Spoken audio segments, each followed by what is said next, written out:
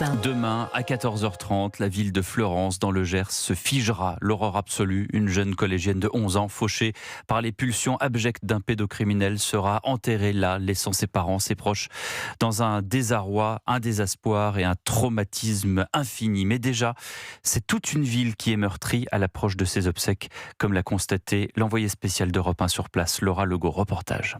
À Fleurance, les habitants n'ont toujours qu'un prénom à la bouche, celui de Liana. À la veille de ses obsèques, tous pensent à la petite fille disparue. On se sent toujours sous le choc, très peiné. Depuis 15 jours, on ne parle que de ça. L'ambiance, elle est quand même morbide. De la tristesse, mais aussi beaucoup de colère. Plus les jours passent et plus on entend des choses qui sont hallucinantes. Entre le père, le frère, Si la justice avait fait son travail, la petite elle serait toujours là. Et on aurait évité le drame, quoi. Mais aujourd'hui, le temps est au recueillement. Dans l'église de la petite commune, un portrait de Liana est installé, explique donc Guillaume, curé de la paroisse. Beaucoup de paroissiens demandaient trouver un lieu pour se recueillir. Faisant partie de la ville de Fleurance, on se dit comment on peut essayer d'apporter quelque chose dans ce drame. Ils sont nombreux à venir y déposer un cierge, comme Jean-Christophe. Je sors de l'église, je sais me recueillir tout seul devant la statue de Saint-Joseph et le portrait de Liana. Voilà. Parce que je crois en Jésus-Christ, je suis catholique et que c'était important que je me recueille. Demain, plusieurs habitants comptent bien aller au cimetière pour assister aux obsèques